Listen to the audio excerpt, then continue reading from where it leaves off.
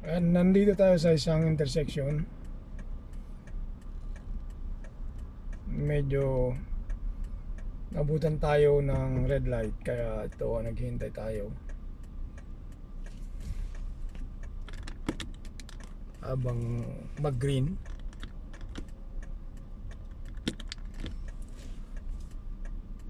Kailangan dito ang disiplina sa pagdadrive, pagmamaneho, dahil kung wala po tayong disiplina, malamang disgrasya ang abutin natin, o kaya problema, dahil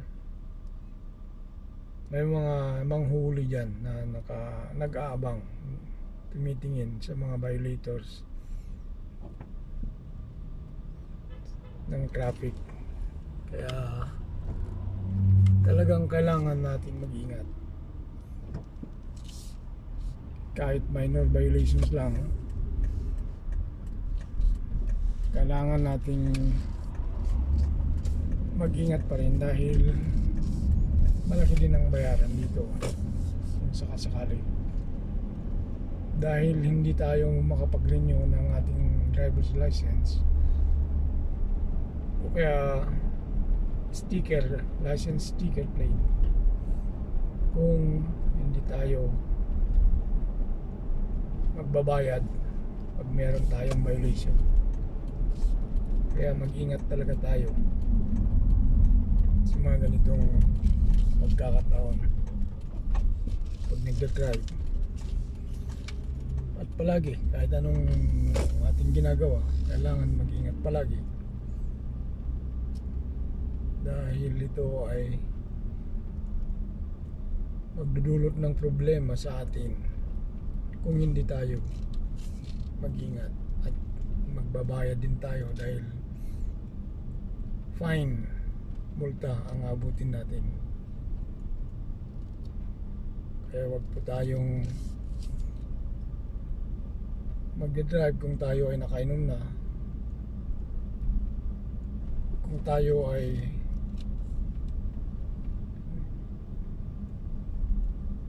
may problema, hindi kondisyon sa pagdadrive. Mas maganda magpa-drive na lang tayo sa iba, o magbas, iwasan mo nang mag-drive para huwag tayong madisgrasya.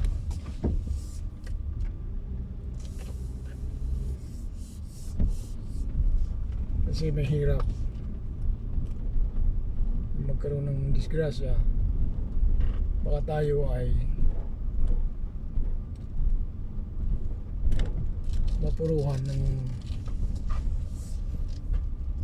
masyadong malakas. Malaking problema pa ang abutin natin. Kaya mga kaibigan, ito'y payong kapatid, mag-ingat po tayo habang nag-drive.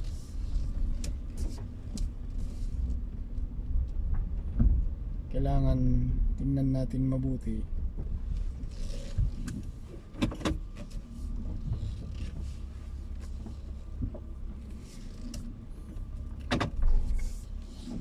ang ating ginagawa at ating mga desisyon, kung sakasakali man.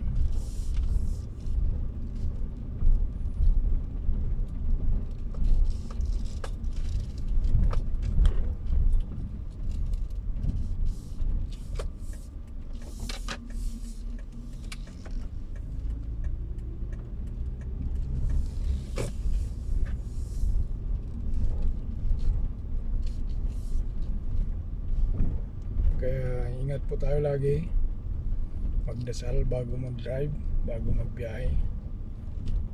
Huwag mag-drive kung tayo po'y nakainom.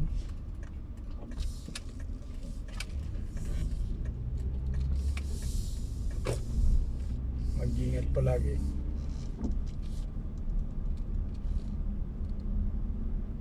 para tayo ay makaiwas sa gulo at makaiwas sa disgrasya.